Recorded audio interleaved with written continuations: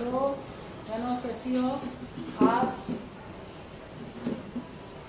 हम तुम सभी को संधि पढ़ाएंगे। संधि किसे कहते हैं, संधि कितने प्रकार की होती है, उसमें स्वर संधि के कितने भेद होते हैं, ये सारी चीज़ें आप पिछली क्लासों में पढ़ चुके हैं। आपके कोर्स में 2 संधियाँ थी, यण और वृद्धि, जिसमें से वृद्धि संधि जो है वो सरकार ने कम कर दी है। तो अब आपको सिर्फ यण संधि ही पढ़नी है। तो आज हम तुम्हें यण संधि बताएंगे। यण संधि का सूत्र है यको यणच। इस सूत्र को आप समझ लेंगे तो शायद संधि नहीं भूलेंगे। तो इसको हम समझते हैं, इसमें 2 प्रत्याहार हैं, इक और यण।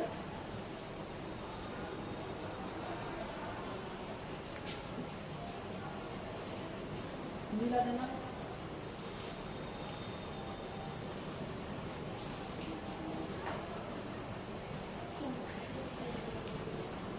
दो प्रत्याहार हैं, इक और यण। इक के अंतर्गत ई, उ, री और ळ।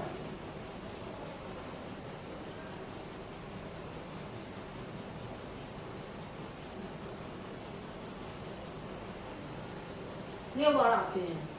इक प्रत्याहार के अंतर्गत ई, उ, री, ळ और यण के अंतर्गत आते हैं य, व, र और ल। इसका अर्थ है जो इक प्रत्याहार के अंतर्गत वर्ण आते हैं वो यण में बदल जाते हैं।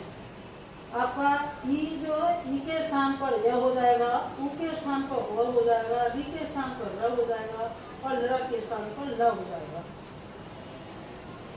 ये रहा आपका सूत्र का। इसको इस तरह से भी समझ सकते हैं कि ह्रस्व या दीर्घ, ह्रस्व या दीर्घ ई या उ के बाद कोई असमान स्वर,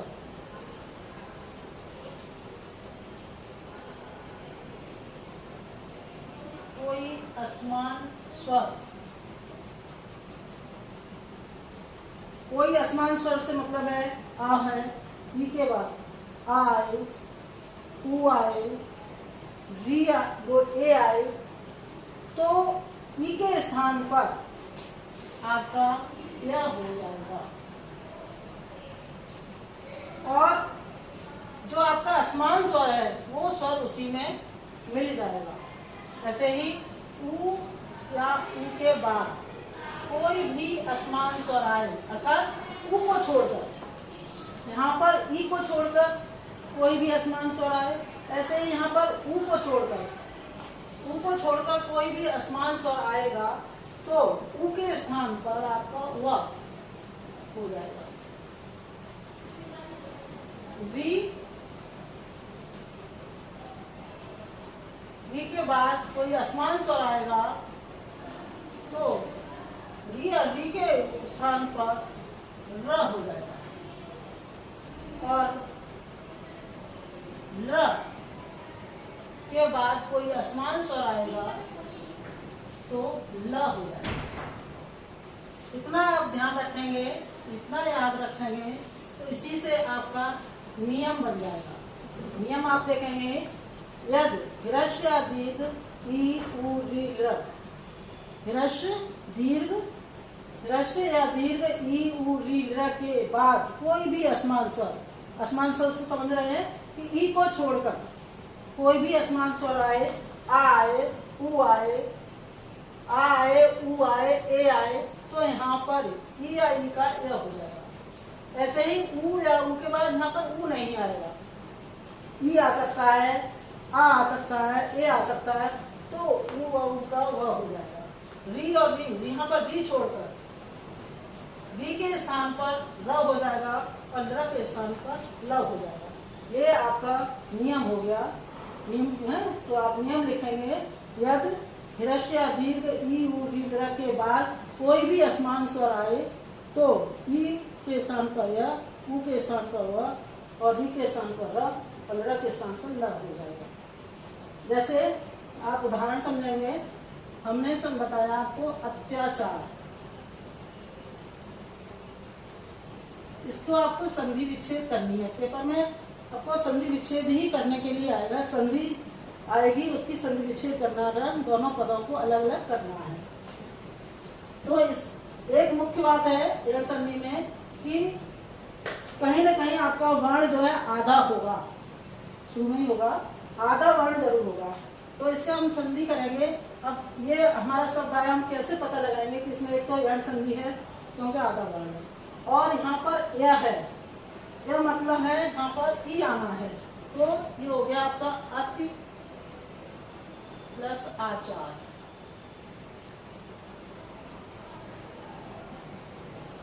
ये आपको बस संधि विच्छेद करनी है और संधि का नाम लिखना है पेपर में। लेकिन ये समझ लें कि ये बनेगा कैसे, बना कैसे। इसके लिए हमने देखो स्वर निकाले, कोई भी सब स्वर हम निकाल देते हैं तो उस व्यंजन पर हलंत आ जाता है। यहाँ पर हमने ई निकाला तो ता पर हलंत आ गया, तो ये ई हो गया, और ये हमारा आ स्वर है, और ये हमारा हो गया चार। अब यहाँ आप देख सकते हैं कि ई के बाद आ आया, ई हमारा ई के यहाँ पर ई नहीं आई, ई के बाद असमान स्वर है, अर्थात यहाँ जो ई है आपका ह्रस्व ई है उसकी जगह पर हमारा क्या होगा, ई के स्थान पर या, हमने इसको या लिख दिया। अब ये देखिए यहाँ पर ये स्वर आ है और ये चार, अब हमने इसको जोड़ा, देखिए हलंत वाला है तो इसका मतलब है आधा, और ये या में आ गया और ये हो गया चार। इस तरह से आपका ये बन गया अत्याचार। इसका ही एक दूसरा और लेते हैं हम, पर्यावरण शब्द है आपका पर्यावरण। सभी बहनें लिख जानती होंगी, इसका संधि विच्छेद होगा परि प्लस आवरण। देखिए यहाँ पर ई के बाद आ आया, इस तरह से हम इसको फिर इसको भी निकाल सकते हैं। ई हमने निकाल दिया और ये हमने आ गया, ये हो गया वर्ण। अब ई के स्थान पर यह हो गया और ये आ है और ये वर्ण। अब इसको हम जोड़ेंगे तो देखिए रा जो है, आधा जो रा होता है वो ऊपर चढ़ता है, यहाँ पे ऊपर चढ़ गया और ये आग का डंडा इसमें मिल गया और ये हो गया वर्ण, ये हो गया पर्यावरण। ऐसे ही उदाहरण इसका प्रत्येक बहुत ही इंपॉर्टेंट है, प्रति प्लस एकम। अगला हम लेते हैं ऊ का। ऊ का देखेंगे, बहुत ही इंपॉर्टेंट है मध्वर।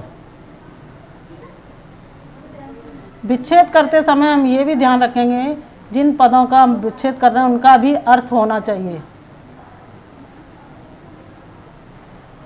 देखिए यहाँ पर आधा वर्ण है, इससे आप समझ जाएंगे कि एड़ संधि है, और वह आया है, वह आया है, इसका मतलब हमारा ऊ होगा। तो ये हमारा हो गया मधु प्लस आर्य। इस तरह से हम विच्छेद कर सकते हैं। अब इसमें भी देखिए हमने ऊ को निकाल दिया और ये अ स्वर है आपका ह्रस्व, परिवर्तन हमारा इसी जगह पर होगा। इस स्वर में जो भी स्वर यहाँ पर आएगा, असमान स्वर आएगा, वो उसी में मिल जाएगा।